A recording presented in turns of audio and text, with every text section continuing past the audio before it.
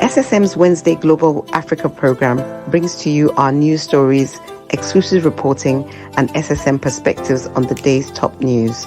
Plus, the inside scoop on Africa's most important developing stories. Join us on Wednesdays, 11 a.m. West African time.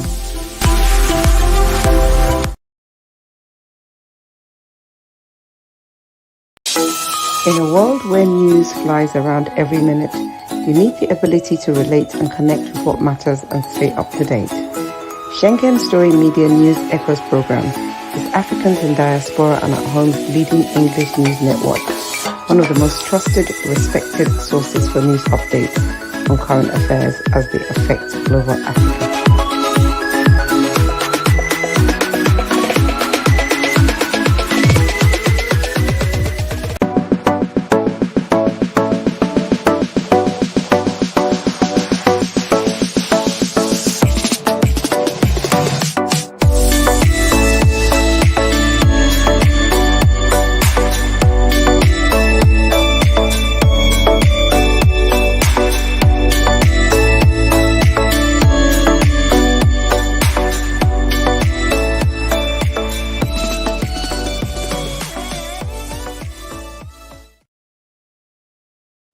Yes, viewers, you are welcome. Good day to you, wherever you may be. My name is Godwin Iwejunwa, and we're here on our Wednesday African and all news happening updates.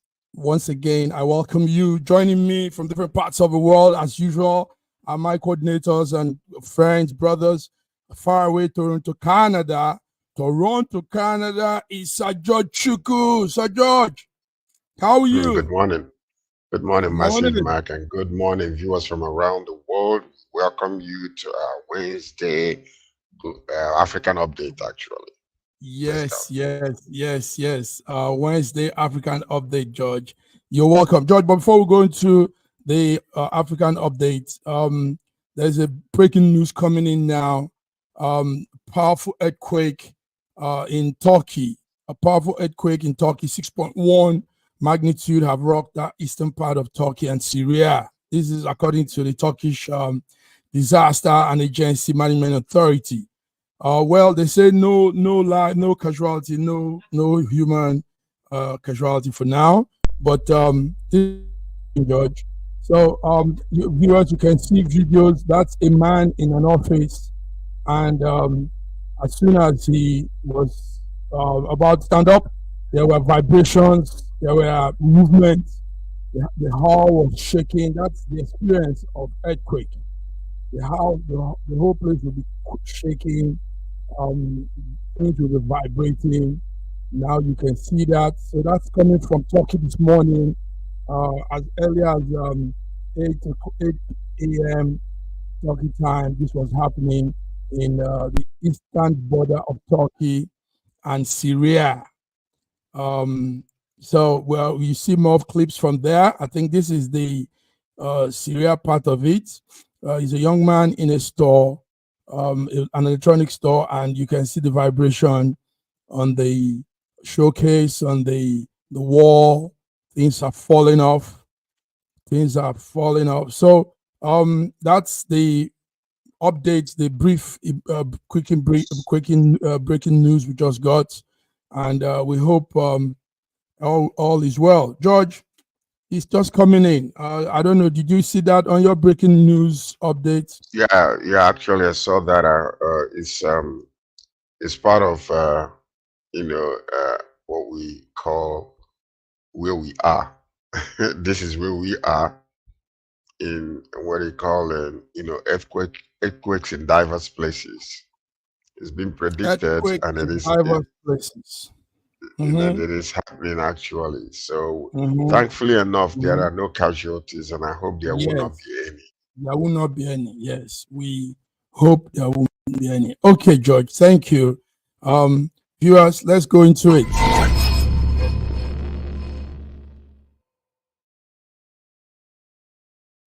George, we'll begin with the situation in, we can't come home yet, Southern Africa. United Nations is warning that Southern Africa faces worst hunger crisis in decade. We all know of that El Nino weather phenomenon that has been occurring. Now is impacting about 27 million people. Countries affected are Soweto, Malawi, Zambia, Zimbabwe, Namibia. They are going through drought, George. Food prices have risen because of this, and it's spreading. The effect is getting more and more serious every day. Zambia has lost much of its electricity because of this also, the El Nino weather condition. So the water level of dam is so low, no, is dried, so they can hardly generate any power as they normally do. So authorities are warning. United Nations is also warning that this is making people resort to killing wildlife. Elephants are being killed to provide food for people, hungry people, and that's what we're hearing from the southern part of Africa. George, do you have any update on that El Nino situation, drought in Lesotho, Namibia, Zambia? Yes, one of the major problems regarding this El Nino drought that is taking place there is the children. Say about 27 million children are malnourished, and it is affecting all the zones around that area. South Africa, like you said, Zimbabwe, Zambia, Yeah. most of these places. So, and it is a very sad event, especially after the pandemic, and countries are trying to recover, but natural disaster is causing this particular issue.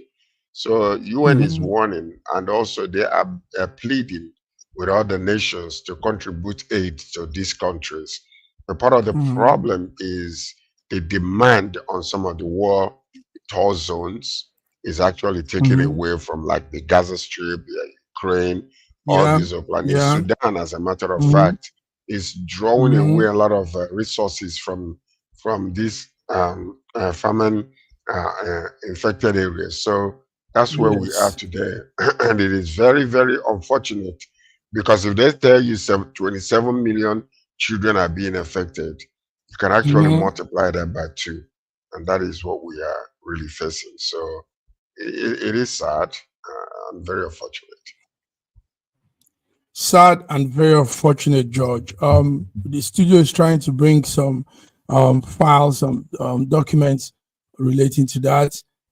Yes, one thing we know, George, is that, like, Zambia generates its electricity, the hydroelectricity power from that dam. There's a dam there called Kariba Dam.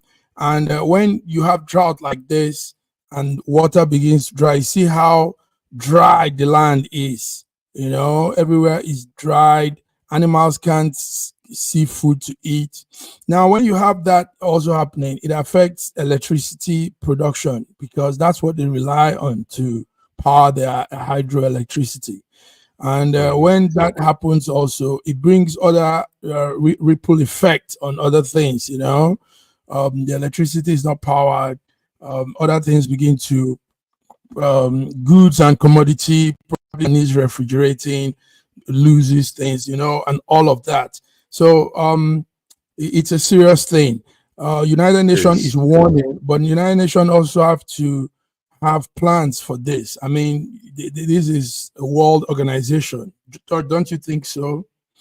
I Well, I do mean, believe that, and that's the reason why the complaint has been that what could have been sustaining these areas and these regions, they are being taken to another war zones like Sudan, Gaza, um, Israel-Gaza war, and then Ukrainian war. So you can imagine, the billions upon billions of dollars already spent in these war zones, but in ammunition. Those things, if they were converted to be feeding these people, they will be living well.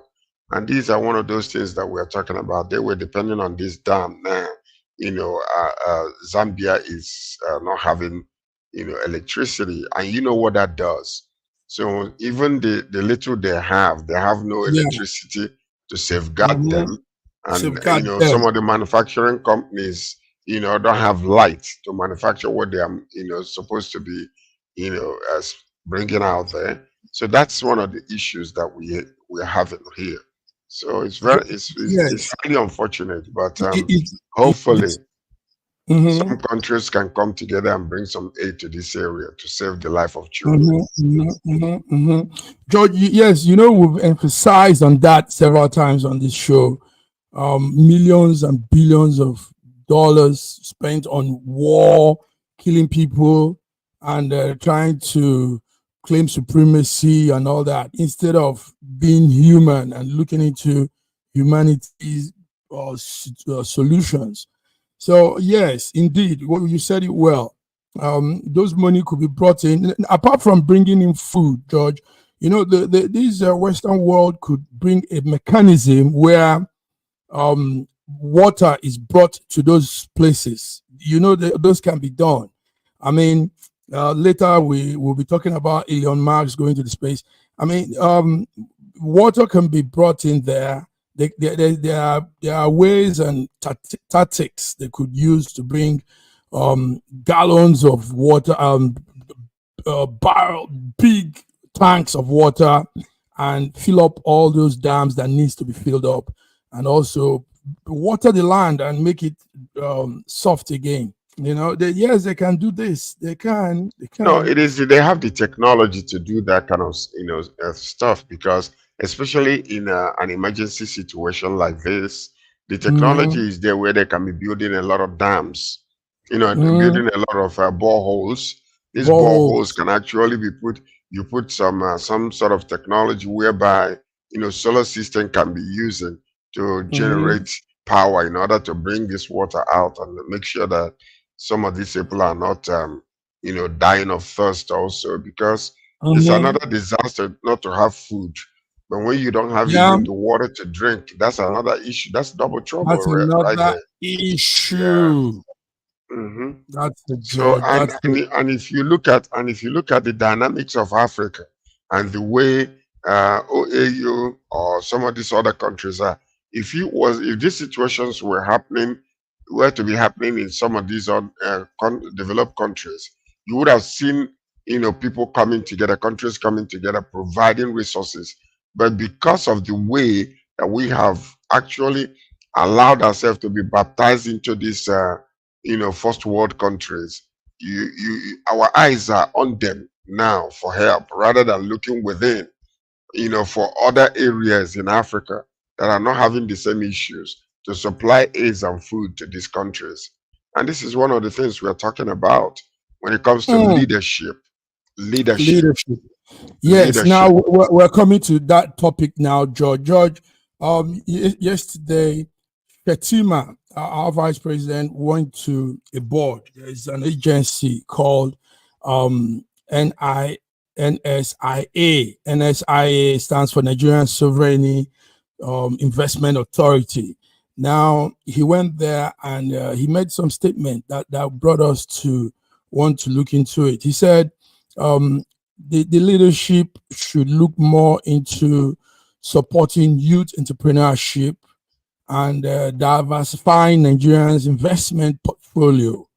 Now, that sounds good on his mouth, but to do these things, George, we've said it several times here, to do these things is where they have the problem. They can figure it out and say it in speeches and in statements and in their or whatever they do, but to implement and come about the formation, how to go about those policies that will benefit people and really carry the people along. George, tell us, what do you know about these events and telling the youth, telling this organization to support more youth entrepreneurship, more investment portfolio?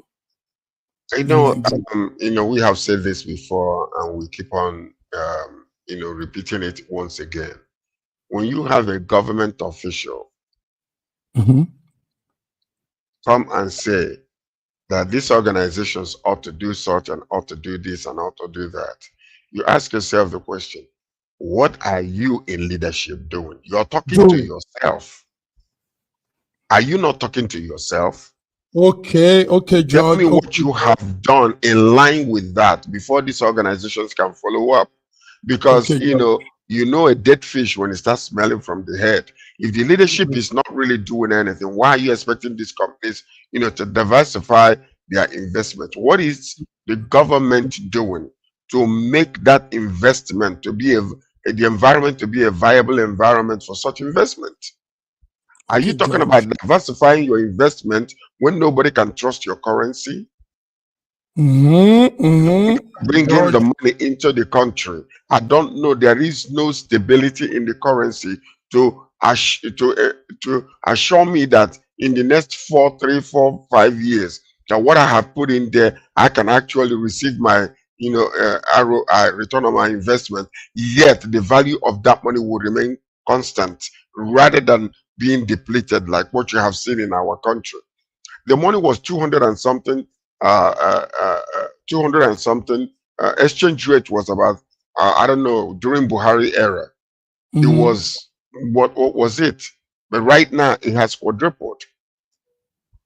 It has quadrupled. And we're still seeing fuel prices rise. We're still seeing everything rise. Tariffs are rising. And then you are saying, oh, let the investors, these business people, invest in the youth. What are you doing? And that's the major question that they need to answer. Don't come up in here telling me what I need to do when you yourself in the government have not done anything to make the environment a conducive place to invest in, to ensure that the monetary system in Nigeria is working, to ensure that when I put my money there, I'm not going to lose the value of the money. What are you doing for the youth before you can tell others to do for the youth? That's the question. We're not castigating anybody. We're just asking questions. That's the question, George. And it's pretty much disheartening to know that we keep saying these things while other countries are just moving ahead. They're not even saying anything. China is not making speech. China doesn't have time for big, bogus talk. China is doing things, going out, even getting more things done. Investing, putting their hands in all manner of business internationally. But we are making speeches and we don't know how to implement those things. George, thank you very much. Well, that's it, viewers. You're tuned into Wednesday African Update, and we are here talking what is happening around Africa, Nigeria, and even the world. George, let's come to some other issues. We talked about Zambia, the Southern African hunger crisis. Let's come to something that a man I know is close to you have said. He said, Nigeria, not a basket case. It has everything required for greatness, but we still moving. That's Olusegun Obasanjo, the former president of Nigeria, said this. He said, Nigeria is not a basket case. It has everything as required for greatness. George, but he too needs to be blamed, George. I'm going to say this. He was there 8 years. He knows all of these things affecting us. and he didn't do much. He did his little bit anyway. At least he brought telecom. It was in his time that we had the telecom, the GSM, but many more things could have been done under his watch, because he understood a lot of the situations facing Nigerians. George, what will you say on his statement yesterday? Well, the statement that Baba made was definitely a very positive and a truthful statement. You know, the fact of the matter is that under his leadership, there's no way we can compare what happened then to what is happening today. Things were better during his leadership. As much as the leadership was, you know, that came to him the second time around was the military handing over to democracy. Yet we cannot compare what is happening then to what is happening today. You look at the exchange rate in Naira. You look at the economic condition of the country. You look at safety and security. You look at all these things. It's like night and day. So when the man is talking, we need to listen to an old statesman who understands, you know, leadership, and understand, you know, I was there. Yes, I might not have done as much as I could, but yet listen to me and pay attention, because there are mistakes that I might have made in my time. If you listen to me, we can avoid those mistakes today. And that's what, you know, that's what experience teaches us. So when he's saying that Nigeria is not a basket case, indeed, every single Nigerian understands that Nigeria is not a basket case. We know that the resources, everything that is needed, that no one ought to go hungry one day in Nigeria, has been provided according to him by God. But it is just mismanagement and leadership, kakistocracy and leadership that is causing our issue in Nigeria. We're not taking advantage of everything. Look at right now, for instance, a perfect example of what is going on. You go to the you import goods into the wharf. By the time you claim your goods and come out to, you know, to your warehouse, you have lost half of the value of that good through customs stopping you every single where. The high tariff that has been increasing also. Nigeria is losing money every single, billions of naira every day, by citizens going to neighboring countries that have a friendlier custom, you know, reception, you know, custom tariff and all those things. People are importing goods, but they are being snuck into Nigeria. Why? People are avoiding paying all this high tariff. Why can't we listen for a moment? Cotonou is so popular. Ivory Coast is so popular. Those places are places where people are shipping their goods, and you can easily go there, pay your custom duties, your tariffs, and the company is being enriched, and the goods are being snuck into Nigeria. We can't correct that. We can't tell our little tariff people, if you are not, you go there, you pay, you come out, and then you see a lot of them hanging out on the streets that are not even appointed constitutionally to be there, and they're going to be sucking money and siphoning money from you, and these are all will affect your bottom line. Because the more money you spend, the higher the goods you're going to sell in order to recover it. That's it. We need to wake up. We need to, George. It's time. I mean, the man said it. The former president Olusegun Obasanjo, he said, "We have what it takes. It's just a matter of, I think it's not even much of the leadership, George. Also, let's talk about this. It's also the reasoning of the citizens, the way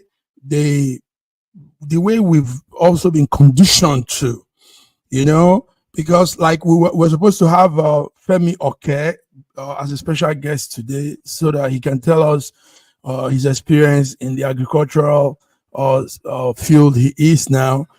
Because Femi was saying something to me yesterday. He said Nigerians are somehow lazy.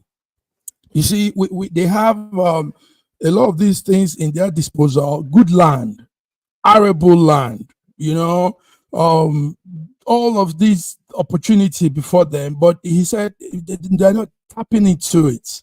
So somehow, I also think, apart from the leadership that needs to be corrected, the people's mind need to be worked on. They've been conditioned in such a way that there's a way they think, and it hasn't brought any progress to that country. George, let's be honest. We need to talk about the citizens too. We need to talk about the citizens. When you talk about citizens, Mm-hmm. what does leadership entail? Leadership entails servant leadership, a person that shows by example. Okay. You're telling me to tighten my belt. Mm-hmm. You're telling me to be patient. But yet, the way you are spending money ostentatiously is not showing me that I need to tighten my own belt. The money you are spending belongs to you and I, not just you. Okay. Simply because you are a leader doesn't make you an emperor or a deity. You're telling me to tighten my belt, to be patient that things are turning around, but you're spending money as if we are living in Dubai or living in UAE. No, think about it for a moment. So when you do these things, it doesn't encourage people to get out there and to strive and to struggle in order to survive. It's so it is demoralizing when you're looking and seeing what your leadership is doing, and you understand that the resources are there for everybody to enjoy, but only a handful of 1%ers are enjoying this, and they're giving you excuses. It doesn't give you that strength and that more strong morality to get out there and then begin to fight. When you're seeing the two sides of the story, it is demoralizing. It is okay for Femi Oke to come from London and then begin to do the Iron Land, whatever, because, he is okay. He brought a few pounds in his pocket and he's able, to feed and be strong and go to the field and take people there to cultivate the land. There are things that demoralizes people. And so some of those things are what we are seeing in our country, because there is no single good news we have heard in the past 14 months that this administration has been in power. But George, let me hold you up there. George, let me hold you up there. Even if, you just talked about Femi, but how long do they have to wait when they know the leadership cannot? It's not going to be, there's never going to be a free meal. I mean, we see what they do with the free food, free things they give them, how they flog them to get a pack of bread, how they marshal them up to eat to get some little thing. So nothing good can come out from the government. Let's just keep that aside. So why not they take the pain now, see what they can do, either go into this farming business like we're saying, or go do something that will help at least in the next 3, 4, 5, 6 months, and at least add some change, bring some change into their life instead of waiting and waiting. Because the government, George, now the government is not coming. They are not. And that is the demoralizing effects. That's the demoralizing effects. It is almost like you sitting in your home. And your father goes out every day and comes back home and brings, big turkey and big laps of chicken and all kinds of good food, and telling you children, and he's eating, and then telling you children, you all need to be patient. There is hunger in the country, in our house, and then you're eating all this good meal, and they're watching you. They're watching you eat all this good meal, and you after you finish eating, then you get up and go back to your room, and they start struggling with the bones that you left. Tomorrow you come back again and you tell them to be patient. Things are changing. Think about it for a moment. It doesn't give you the courage to get out there and struggle. It would just demoralize you to the point that you don't even want to get up. Because with your eyes, you're looking at your father eating fancifully, eating nourishingly, and then he's telling you, be patient, little child. It is going to be okay. One of these Wow. days, things will change in our family. This is interesting. Think about it. Like, yes. It's a psychological thing. Yes, it's really sad. It's sad, and but we don't know when this whole thing will turn around. But we hope something will happen soon, and there'll be at least a small change, reform in the life of Africans, Nigerians, and you know the worst part of all of this is that we're talking about right now. Yeah, our beloved First Lady came out and was saying that the sufferings Nigerians are going through, that everything that is happening today is not the husband's fault. Well, partially that's true. No, wait a minute now. Let's not start, because this one thing I do, I look forward. Don't go looking behind you. You are in leadership right now. That is an excuse when you start, trying to throw blames all over the place. Because the former government or the former leader did not come and say, no more subsidy, and they are still paying subsidy. The former, government, were the same government, but the former leader did not come out and say we are going to be floating naira, without thinking about, the people that are floating their own currency. How did they arrive there? Did they just overnight do it, or did they do a study to see the effects on the economy and then slowly and gradually, float your money to that point? Are you ready right now for the floating of your money in such a way?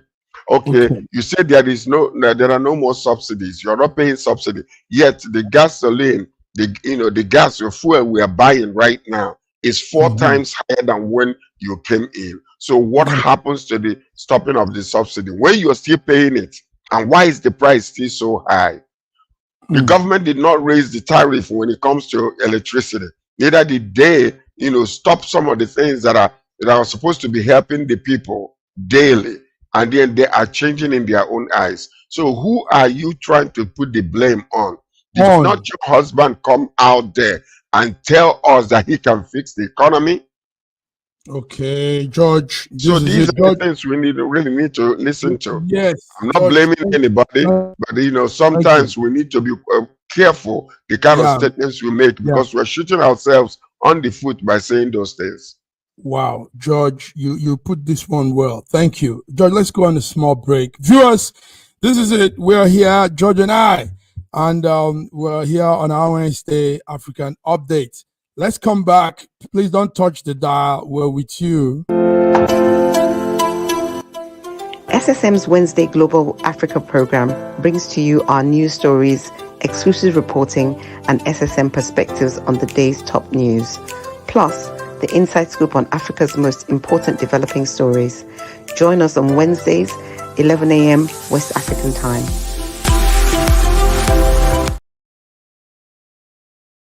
This country has some of the most extraordinary culinary diversity in the world. I'm talking about Nigeria. This first dish is amala abula, made popular by the Yoruba people in southwest Nigeria. It starts with amala made from dried yam and then is covered in a variety of soups. Next we have ofe nsala, a white soup that is synonymous with the Igbo people of southeastern Nigeria. It goes best with fufu, or akbo as the Igbos call it. Next we have suya, the most well-known food of the Hausa and Fulani people of northern Nigeria. Meat is covered in a peanut-based powder called yaji and cooked over an open fire. This is banga and starch, a classic of the Urhobo people of Delta State. Lastly, we have onunu, a plantain-based swallow of the Izon people in South Nigeria. We are eating it with fisherman's soup, popular throughout this whole region. And of course, we don't forget the jollof rice. This is popular everywhere in Nigeria. I think what makes Nigeria so great is the diversity of all the different people coming together. These beautiful ethnic groups living side by side, sharing culture and cuisine is what makes Nigeria such an amazing country to visit. Nigerians should be so proud of that cultural heritage,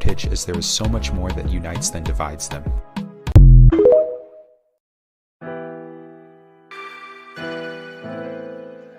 Schengen Story magazine is an African international bi-monthly magazine based in Milan, Italy, and founded in 2016. The publication focuses on personalities, fashion, style, entrepreneurship, and culture for Africans. Though articles on food, movies, fitness, music, travel, sports, technology, and books are also featured. Our lives full of best stories. A lot can happen in a month. Expand your mind, change your world. Get Schengen Story magazine's full editions. Celebrating Africans make an impact. Read better. The Inside Story. Your fashion magazine for a better lifestyle. Inspiring stories for you. Your monthly dose of entertainment. A better mind keeping you updated. Hashtag Schengen Story Magazine. Get Schengen Story Magazine full editions. Nigeria, we hail thee, our own dear native land. Though tribe and tongue may differ, in brotherhood we stand. Nigerian soul are proud to serve our sovereign motherland. In a world where news flies around every minute, you need the ability to relate and connect with what matters and stay up to date. Schengen Story Media News Echoes program is Africans in Diaspora and at Home's leading English news network, one of the most trusted, respected sources for news updates on current affairs as they affect global Africa.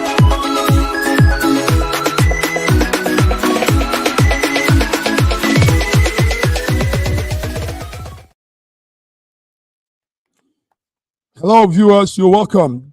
Tuned in back to our Wednesday, SSM Wednesday African Update. My name is Mark Godwin Iwejo. I'm here with Sir George Chukwu. So, George, more of news coming from Nigeria. The Nigerian Ministry of Aviation says Nigeria is to concession 5 airports. 5 airports. What that means is they will be giving up 5 of its airports, ending the power of a government on those airports, and probably put it out to individuals and private entities to run. So, Aviation Minister Festus Keyamo announced the concession of 5 major airports. The minister made this statement yesterday evening while receiving the regional vice president of the African Middle East International Airport Association, IATA. So he said, I think the airports are Muritala Mohammed Airport, Lagos, Port Harcourt International Airport, Aminu Kano International Airport, Akanu Mbem International Airport, Enugu, and Nnamdi Azikiwe Airport, Abuja. George, you think this is a good idea? You think concession of our airport will probably bring more better service at the airport, better facility, cleaner environment, and all those necessary things to keep airport running? What do you say, George? Well, what I would say is that I believe that if it's privatized, the possibility that some of the problems that we are having in some of these airports might change. Okay. The reason being that when you're talking to the government is slow to respond. And the government is already in a mode whereby people are acting in a certain way. There are no accountability, no responsibility about certain situations. It is all about giving excuses and stuff like that. But when they are privatized, people are looking at the people that own the airports now can be looking at the bottom line. If services are not good, it will affect their, the money that they receive, and the criticisms will be, will be higher simply because it's now privately owned, and the accountability will be laid upon the people that own those places. Right now, you can complain all you want to about Muritala Mohammed Airport. It's been the way it has been because we don't have what you call maintenance culture in our country. We build the most fantastic, structures, but have to maintain it. Goes from the top. Once it comes to the middle, things will change. And that's exactly what we're saying. Simply because the money that is budgeted, to take care and to ensure that these structures that we have built is maintained to the point where it is being, it remains efficient all the way to the very end. It diminishes, and nobody is coming out to say, you are the director of this airport, why is this happening? And since it's not happening, you have not changed, you are fired. But it doesn't happen. Since it doesn't happen, you've not changed, you're we fired. have seen that you have not been efficiently applying what you're supposed to in order to maintain this. So we get rid of you and get a better person. Now you will begin to see fear arise in people's mind. And when people that are corrupt in any way whatsoever, whether it's mismanagement of funds that are allocated to these places, begin to be held responsible, then or accountable per se, then you will begin to see people, they will become efficient in application of these maintenance of infrastructure. So it might be a good idea. It might be a good idea, because number one is, as you see now, if you look at the amount of money that is being budgeted yearly to maintain these places, these airports, and most of that money does not come down to the ground. It disappears in the middle. It disappears in the middle. Like it or not, that is the truth. George, you bring back what we were saying earlier. This is why, viewers, what you're seeing is the popular Muritala Mohammed Airport, Lagos. That's supposed to be a federal airport, but I tell you, it's nothing to write home about. George, it brings us to that talk we had earlier on when we were talking of leadership and the people. But before we continue, let's bring in Olayinka Raji from Lagos, Nigeria. We know you're on a busy schedule, but you have made out time to be with us. Raji, how are you? I'm very well, thank you. Good morning. Good morning. George. Good morning, Raji. Are you being deported back to Ghana, or are you running away to Ghana again to go and get refreshed? I will not run away to Ghana. I will go to Ghana. That's his motherland, George. That's his maternal side. That's his maternal side. So he can't run away and he can't be deported. Nothing goes wrong with Raji. Haven't you noticed that when you beat up a child somewhere else, they start running home? So I'm not beaten yet. Raji, Raji, it's been very, very hot, intense, George and I, with some of the topics we've been running. Now we're talking about what we had last night is Nigeria to concession 5 airports, 5 of these international airports.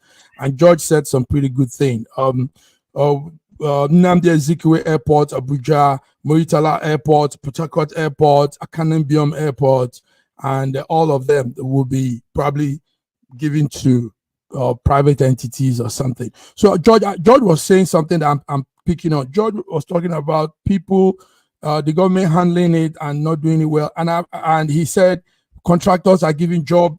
George, is that not what he said? People are giving the contract and they don't do it. Now it comes back to what we were talking of the citizen. You see, contractors are citizens, private individuals, and when they find an opportunity to do something that will help the lots of Nigeria, that will help all of us, that contractor runs with the money. He steals it and runs away. So that's why I said it's also not the fault of the leadership that we are where we are. Do not let us kid ourselves. Mm-hmm. It's all a matter of leadership. It's all a matter of leadership. I agreed that the leaders are taking it from us out of the people, but the leaders will give us a reason to follow principles. If the leadership is wrong, no matter how good the people are, the leadership will lead us astray. So, but George, what I'm picking on in the people. Yes, what I'm holding on is what George said of contractors giving jobs and they leave the money, and that's true. Like this airport now, it's unbelievable. Yes, it's the same thing. It's the same thing. Right. Do not let us deceive ourselves. What they are trying to do is to fix the airports and sell it to themselves as concessions. It is sad. It is sad. Ah, It You is. know, It is. Yes. you see where Allah, you see where Allah and Karaji is going. You okay. see where Allah and Karaji is going. Different This is one of the viewpoint. ills, one of the ills of our nation. And that's exactly what he is saying right now. That when this thing will come, you will see people that are ready to take these airports to another international world class level. But it will never be sold to them. But it will be sold to all these shambolic individuals that are still within the same 1%ers, and they will buy it, and it will be even worse than ever. That's exactly what he's saying, and that is correct. These things will not go to the right people that can change the conversation, and I can change what is supposed to be changed in order to make it better. They will hijack it. And what they are hijacking it with is the money they have stolen from the coffers of the nation, From and they the will people. use it to buy these things, and yet it will not go anywhere. The idea We is can see it. fantastic, We can see it but with the what they are doing with application the can be discos. so much messed up and scuffled that it will end up even worse than what it was before. You are seeing what they are doing with their discos. How can the government sell the distribution companies to themselves and then to be funding the discos? The government had, after selling it to them, had put in more than 5 trillion naira into the discos, and yet we are still not getting good service. We're going to come to that, Raji, because yesterday Peter Obi was saying something. You people had outstage there twice or thrice even. So we'll come to that. But let's round up on this airport thing. So Raji, you just brought a different and a deeper viewpoint to this. That yes, the concession will happen, but they might end up selling it among themselves and thereby reducing again the quality of those airports, reducing the quality of service, the quality of facility, and all of that. Is that not what you've just said? And then there'll be rising costs when you are using the airport. And there'll be rising costs when you're using the airport. Okay. Anyway, viewers, you're hearing it from the men here, strong talk. And yes, yesterday, Keyamo, the Minister of Aviation, said Nigeria will be concessioning 5 airports. And we hope, like Raji just said, we hope these airports don't go to, it goes to the people that really matters, people that mean business, that have a passion for aviation business, that are ready to put their money and bring good quality and services to Nigeria with those 5 airports. We pray for that, George. So let's go on to the one Raji is bringing up now. Yesterday, Raji, they said you had grand failure. Your the national grade collapsed, and Peter Obi came and said that's a national shame. He said, how can this be happening to a nation? And it happened twice. Tell us, Raji, you are there. What happened? See, by the time I came back to Lagos, our area had been slid onto band A. We are paying more than 3 times what we were paying before, but the services have not improved. We didn't have light from Sunday evening until this morning. Until this morning, and we are paying band A charges. The government is charging us for charging us 3 times what we used to pay before for the same service that we are getting. Now, I would have thought that before they start sliding people on to slide A deceptively, because even from the moment that they were talking about bans, I knew that this government has come again with the deception. There's no way the government can guarantee you 16 hours power every day for 30 days. There's no way, because the national grid will collapse. But if they are saying that, okay, we are going to increase tariffs, but you are going to pay more than 50% what you are paying before with your tariffs. We'll try to get the supply constant. Mhm. But we are not going to deceive you by assuring you Mhm. that we can assure you of 16 hours per hour. What do I need power for 16 hours a day when I'm not in a commercial area? Supply Okay. that power to commercial areas for domestic for vending needs. I don't if you give me 8 hours a day, I'm okay. I agree. Tell me that you are going to give me I'm going to pay 50% more than what I'm paying now because you need to increase your tariff. I'm okay. But to deceive me to say that you are going to give me 16 hours and then your national grid is not stable, keeps on failing all the time. For 3 days now, I've not had any light. You are still going to charge me 3 times whatever you are charging me whenever you are able to give me power. It's not fair. Mm. The deception is too much.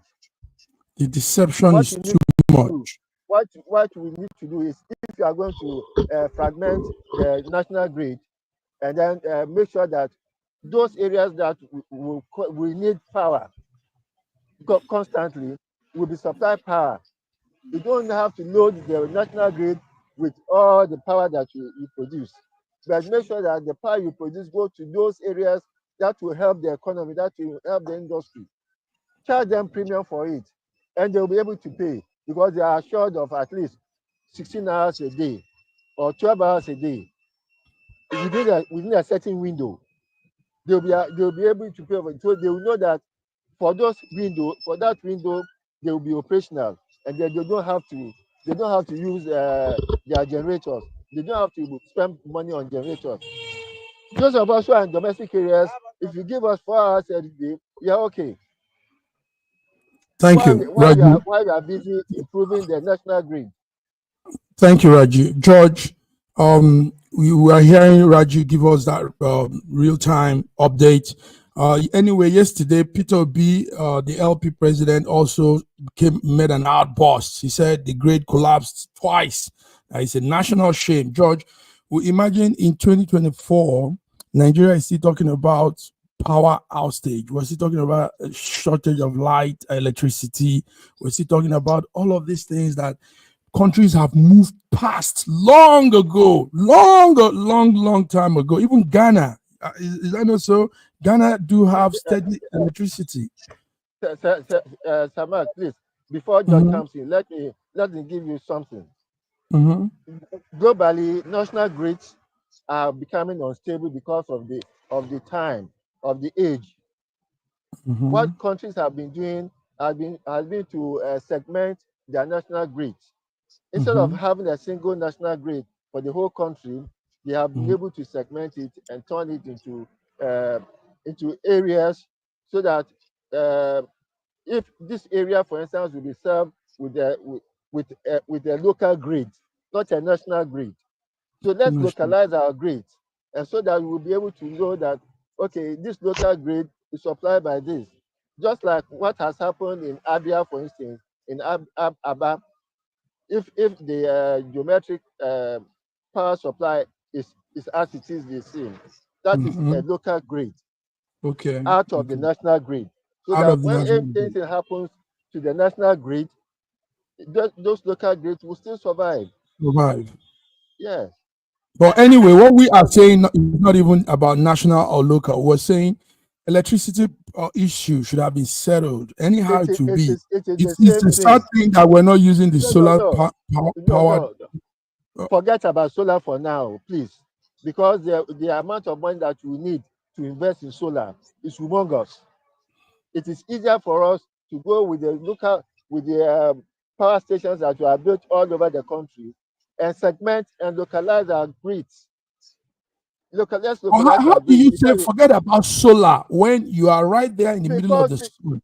let me tell you, even in the Okay, US, let George speak. in the Raji, in the let's in hear the George. US, George has no, been laughing, I smiling. am in the field. I'm in the Mhm, field. In the US, green, those who are going to solar grid are humongously subsidized. Humongously subsidized. Nigeria cannot afford it.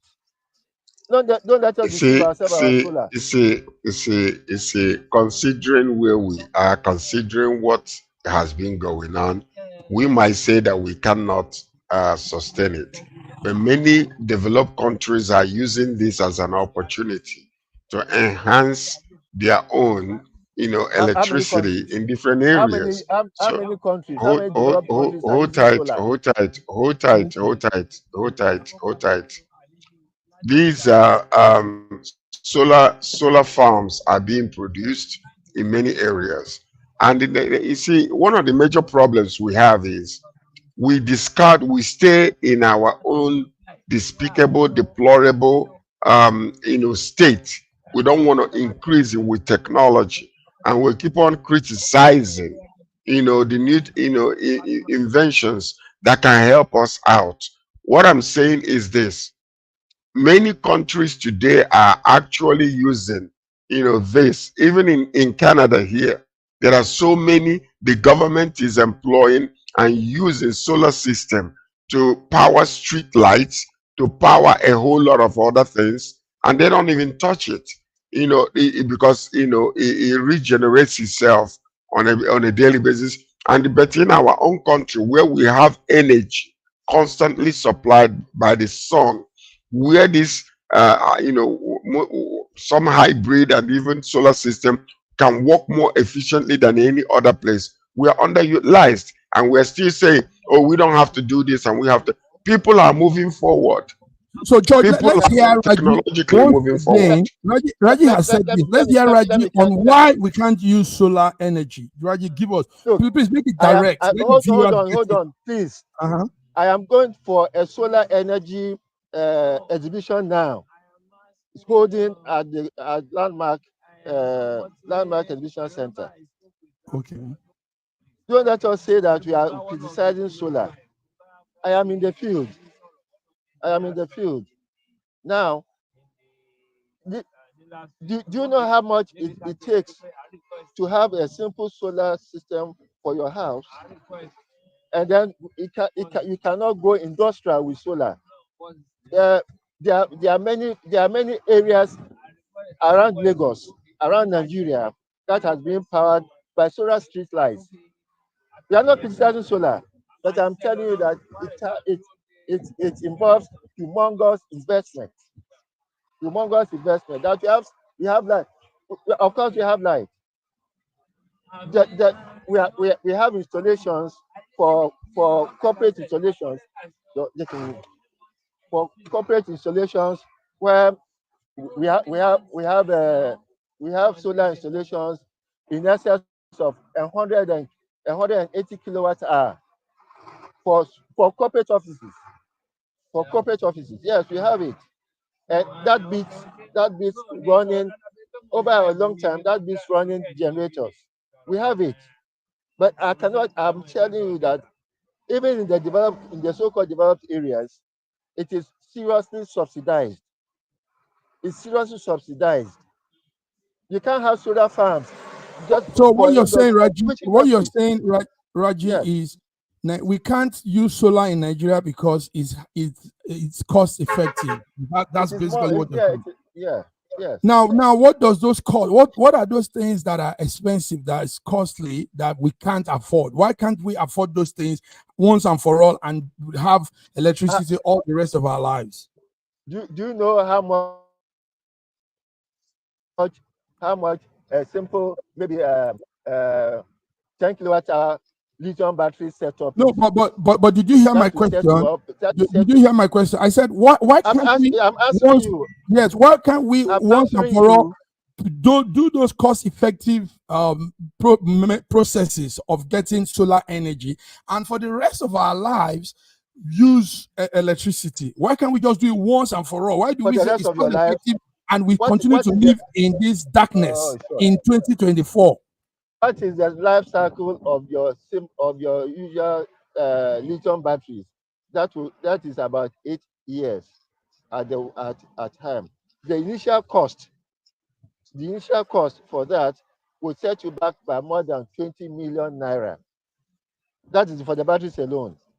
Apart from this, apart from the Okay, solar you panels. know what we'll do, So it Raji. is Maybe initial no, cost. Raji. I Listen think to we this. can make it a special segment Yes, for this particular yes. thing. That's what I So want we'll to Yes, come say. and let's make discuss it it, a because special. Yes. number one Yeah. is the cost of the cost of as I'm telling installation. you, Hold on, Raji. Hold on, Raji.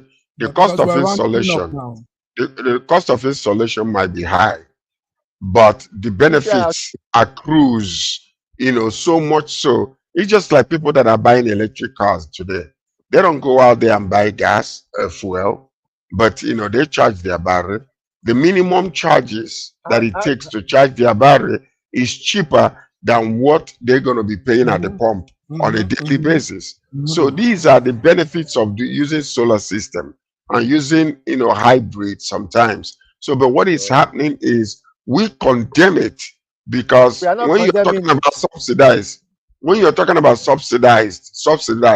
you're looking at the initial cost. The initial cost won't be high, but when you look at the benefits along the line and the number of years you're going to be saving money, you will be at a better place than George, what you would have been otherwise. I George, just mentioned George, I owe you a installation. coffee for Sorry. this.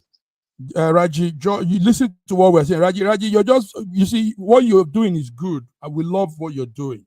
But you see, when an issue is out, you look at the pro and the con. They both sides of it. Please, let me. I just told you that you have an installation of more than 100 kilowatt hour. Hold on, let me tell you. The initial cost was over 180 million. The initial cost. Now, it is for an office, and that office operates during the day, and then they are mostly closed out at night. Now, that initial cost is what is humongous for most people. For most people, they cannot afford it. Believe me, Raji, for me, that installation will last you for about 8 years. For me, Raji, there's no excuse to Nigeria going into an alternative energy supply of solar. Believe me, whatever it will cost, is better than for all the years of Nigeria, we've never had electricity. Now there's a solution, there's an alternative solution, and we're saying it's cost effective. Can you imagine that excuse? Raji, I'll punch your balloon. You see the balloon of excuse. We'll punch it with a big knife. Because that's no excuse at all. For our life, I am 50-something-year-old man, and in all my lifetime in Nigeria, we've never had steady supply of electricity. And now there is the solar energy. There is all these things that is coming, and we're saying it's cost effective. So we should continue to live in that darkness and go backward instead of move forward. It's a shame. So that excuse of cost effective, Raji, for me, I'll punch it. If I were at the top, I would punch it, and I would say, let's do this. Money and do this electricity thing. Massive Mark, please do not expose your ignorance on this subject. No, it's no ignorance. You see, it's because we all want to be politically correct at every point in time. Everybody wants to say things the way they see. Listen, I work with gentlemen. I'm an engineer, certified one, Western experienced engineer. Now we have come to a time where people are thinking out of the box. Nobody's doing things that straight jacket way again. This is how it has to be. This is cost effective. It's no matter of ignorance. I can never be ignorant in what I'm saying, as long as I understand what I'm saying. Let us move on. What is really happening here is that is showing ignorance, because because you're not exposed to the civilized countries that are using these things. Even the government in Canada are employing this, and is helping the nation save a lot of money on the streets all over the place. We appreciate you. What we'll do, George, is to come on this topic, because I've once said it in a program, in a summit. I said it that if I'm made the president of Nigeria, the very first thing I'm going to do is make sure electricity stands, because that's the key to our progress. As long as we're living in that, God, the Bible, look at the Bible. In the beginning, God created light. Light is the first thing. Huh? We need electricity. I'm not saying that we don't need it. Okay, so we're going to come to this topic. But George is passionate about it. Of electricity is what you have to talk about. George is passionate about this thing. I'm passionate about it. So we will talk about. Let's leave that for now. Let me tell you something. Please, I just a want us to moment. round up. We have the studio has given us 5 more minutes, so we want Yes, to please, commend let me Lagos State. Okay, just give me 1 minute. okay, go ahead. The most advanced country when it comes to technology is Japan. I can assure you that Japan is not pushing electric vehicles. Japan is Sorry. not pushing electric vehicles. No, So don't compare do that. Japan with us, Raji. That's that. You see, you are showing ignorance, Raji. Let's keep this talk on the hold, so we don't expose some our defaults. Now, let's come to what has happened in Lagos. Raji, you're there with us. Yesterday, as like the video is showing, Governor Sanwo-Olu flagged up the red line rail in Lagos. Good move. He said he took an historic ride too, and he went from Oyigbo to Alagbado. Raji, how do you think this rail line will last? Do you think it's going to also help ease transportation in Lagos? Rail transportation is the way to go, and it's taken Lagos so long. The federal government should have taken advantage of that link, Alagbado to Ido. That is one of the most lucrative railway lines, carrying volumes of people every morning both ways. Okay. It is commendable, and I can only say that why did it take the Lagos government so long to do this? Thank you, So Raji. what is it that is powering this railway now? Congratulations. What is it that is powering this railway now? Is it regular fuel, or is it a hybrid, or is it solar system? Diesel. So while we are still operating in diesel, Canada is using solar system. Rail lines with solar. Excuse you? Who says so? Who says so? You can't drive this. You can drive a self-powered vehicle, self-directed vehicle with solar, but you cannot drive it with Raji doesn't know. Raji probably the last time he came to the UK was maybe 3-4 years ago. Raji, things have ebbed up. They have solar moving things, rails and tracks, metro lines and everything now. Yeah. Raji, no, you need to come out again. You. It's been long. You came out. All right, gentlemen. Thank you, Raji. Raji, at least you're there. Give us a real-time update. But we're going to come on the electricity issue with you, and let's knuckle up with ourselves on that matter because it's terrible. George is looking at you like, I mean, what is Raji saying? And me too, because I'm surprised that we're talking this whole thing like this when we are here seeing what is happening with all these solar things. I can put my professional certificate forward for this. I stand my ground. We will come. We will come. All right, gentlemen. Thank you very much. Let us have a whole session on it. Yes, we will. George, thank you for coming. One of the breaking news that we didn't talk about was a bus crash in northern Egypt, northeast Egypt, killed 12 university students. That's just a breaking news to Egypt. So terrible disasters all around the world. We hope people watch their movements, how they move.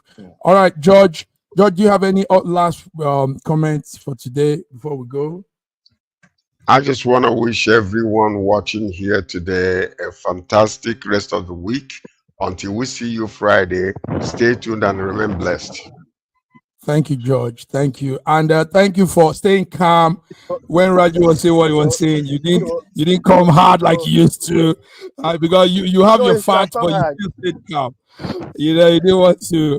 Raji, tell us what you have to say. No, I did what Sir George is saying. For have a awesome rest of the week, and see you on Friday. Thank you, gentlemen. Thank you very much. So until then, yes, for me too, have a beautiful midweek and week. See you on Friday. Bye. SSM's Wednesday Global Africa program brings to you our news stories, exclusive reporting, and SSM perspectives on the day's top news. Plus, the inside scoop on Africa's most important developing stories. Join us on Wednesdays, 11 a.m. West African time.